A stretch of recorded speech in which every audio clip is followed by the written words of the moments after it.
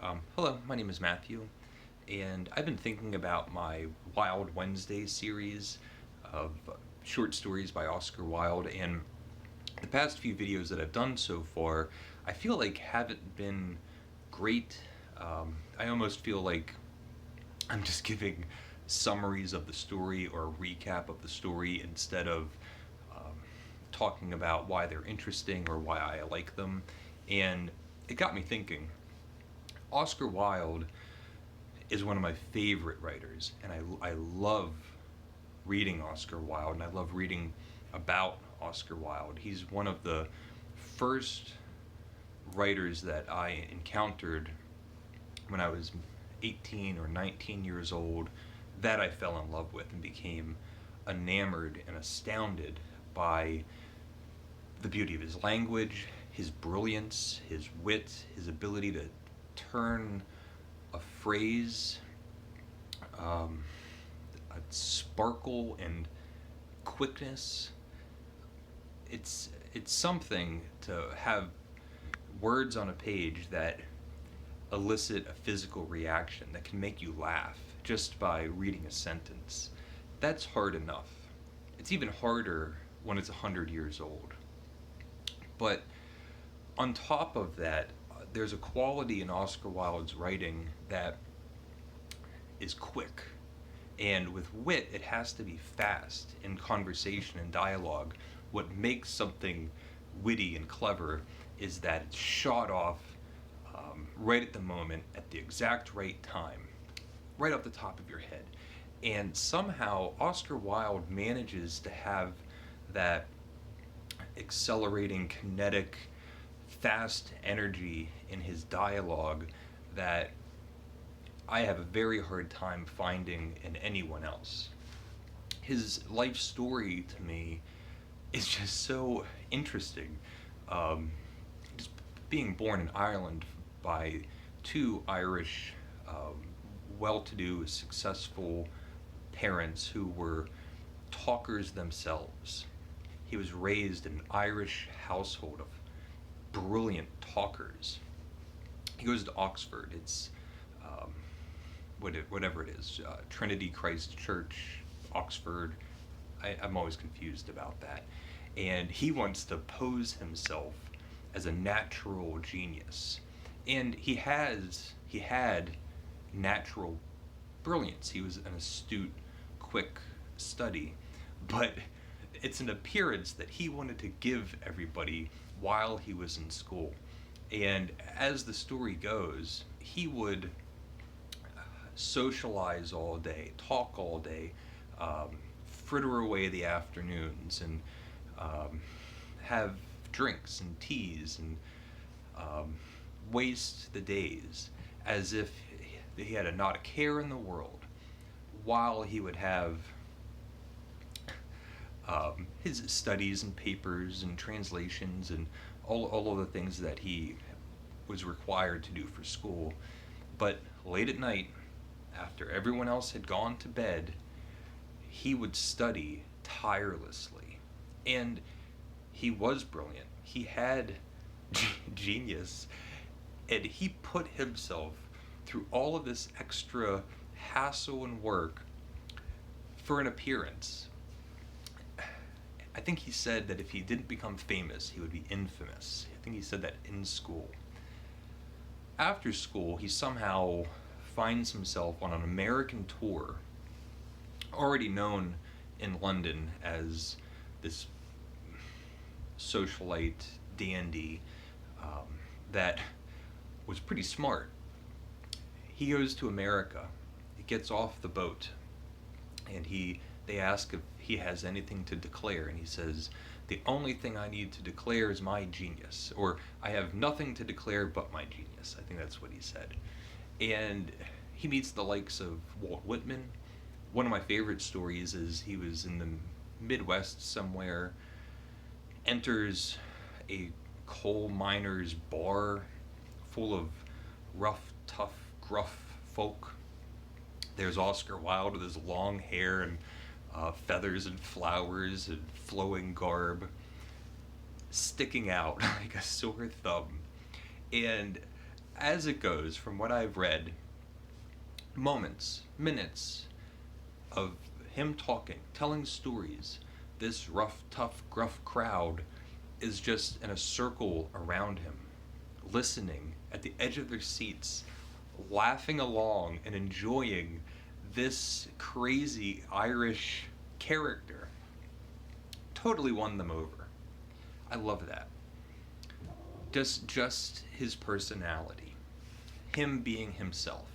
And Oscar Wilde could not help but to be himself. I think he said, you need to be yourself because everybody else is taken.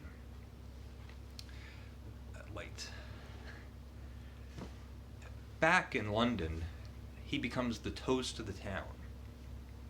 Plays start coming out. Ideal Husband, Lady Windermere's Fan, of course, The Importance of Being Earnest, these fabulous comedies of manners. And these puppets, these characters that get to be mouthpieces for Oscar Wilde to just have fun and wreak havoc and get all of his great, brilliant conversation that he was known for out into the open, into the public, into the theater seats for everybody to enjoy and laugh along with. And I still think about episodes in those plays all the time. Ernest, when he's having that interview, I think it was Ernest, having that interview with the matriarch of the family, and she's asking about his background and his standing. He says that he's lost both parents, and the matriarch says, to lose one parent is a tragedy. To lose both parents sounds like carelessness. The matriarch asks, do you smoke? And he admits, he says, I do. And she says, one must have an occupation. She asks where he lives, and he gives an address, and she says, is that the east or west side? And he says one or the other, and she says, the unfashionable side. We'll have to change that. And he says, the side or the fashion? And the matriarch says, both, if necessary. And he has such a way of kind of tumbling these phrases and the witticisms, the aphoristic witticisms in such a way that you can't tell which end is the satire. So some ridiculous, absurd notion, he twists the phrase in a way that they're, either way that you look at it, it's either equally absurd or startling, in a startling way, clear-sighted, and maybe much more understandable and rational than you would immediately think. And that's another huge aspect of so much of his writing, is that he was astute. He was this extremely perceptive man that saw the world around him and could just dissect how people behave, how people react, how people see the world, what they value, and be entertaining and be funny and quick.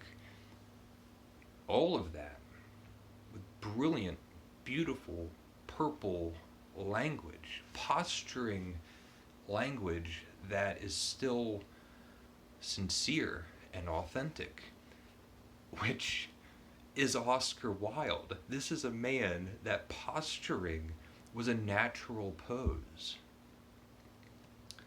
At the height of fame in London, and it all comes crashing down. The values in the society at the time, his own self-destructive behavior, pushing limits that he knew were going to fail, that were just going to doom him. And he doesn't relent, he doesn't flee, he stood up and he paid for it. He had 2 years hard labor, I believe, in prison. He wrote De Profundis, this extraordinary, emotional, heartfelt, heart-wrenching kind of letter to his former lover. And although the language is still just perfect, it's a man that's at one of the lowest points in his life, still manages to be at the height of his powers. He's not talking to a theater. He's not talking to an audience, at least not directly. He might have had that in the back of his mind. And it just rolls with an incredibly sad story. Out of prison, he's now in a self-imposed exile in France. I believe he's going by Sebastian Melmoth. And he writes the Ballad of Reading Gaol. He's a social pariah, an outcast from the town and country that gave him fame and fortune. And he writes this beautiful, tender poem, the Ballad of Reading Gaol, under his prison cell number.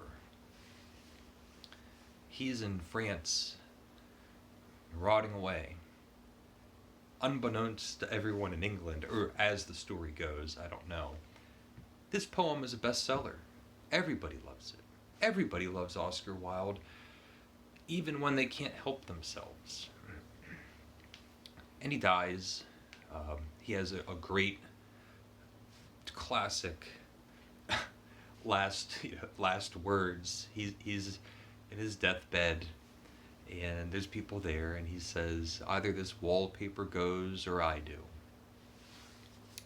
Which, of all of the things that I say and think about Oscar Wilde and all of the things that I've read, I love his short stories. I love The Happy Prince and The Nightingale and The Rose and The Devoted Friend and The Remarkable Rocket. I love his plays, The Ideal Husband and The Importance of Being Earnest. Just a fantastic, gothic, immoral, strange novel, Dorian Gray. All of these forms, his poetry, not so much his early poetry, but the Ballad of Reading Gaol. So just letter writing, short story writing, novel writing, plays, poetry. It's all brilliant and entertaining and funny and quick. And all of that, the thing that I know about Oscar Wilde is that he was still a more brilliant talker.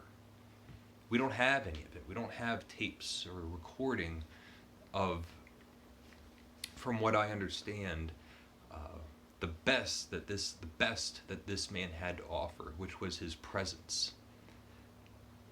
We have stories. Some of my favorite stories of him at a dinner party, boasting, particularly good night. Everyone's having a great time. Oscar Wilde is there, which ensures a great time. In London, he was the man to have at your table. And he's bragging. Oscar Wilde is bragging to the table, saying, anybody, I can talk on any subject, and he throws it out there, and he says, anyone here, just say a subject, any subject, and I will talk at length about it. And somebody says, the Queen, and Oscar Wilde, just like that, says, the Queen is not a subject. I love stories like that. Even just off the cuff, little lowbrow. There was a time where he was in a hotel lobby giving a speech in front of a group of people. He's at a podium. He has a paper in front of him. And as he's reading, a bellhop interrupts by walking by in between the podium and the audience. Oscar Wilde takes his eyes away from the paper that he's looking at and follows the bellhop as he walks away. And before he begins his lecture again, he says, "I just want to wait until I get to the bottom of the page." And you can buy whole books of him being witty and clever. Any anthology of his work is just all substance. There's nothing that this man put to paper that, in my opinion, was anything short of brilliant and sparkling with life. All of his characters have him. They're just full of Oscar Wilde, and we get to read it. I could go on and on about how much I love Oscar Wilde, but I wanted to counterbalance my Wild Wednesday series that I'm not terribly happy with. I think I'm just retelling the stories, and I want to work on that. But just so we're both on the same page, I think a part of it is that I love him so much that I almost take it for granted and forget to tell you. So that's it. I just wanted to give you and share some of my thoughts on one of my favorite writers and one of my favorite men of letters. The most brilliant, the most clever, the most quick, Oscar Wilde. So if you're a fan, let me know if you have any stories. Let me know what you think of Mr. Oscar Wilde. So leave a comment if you would like, and thank you for watching.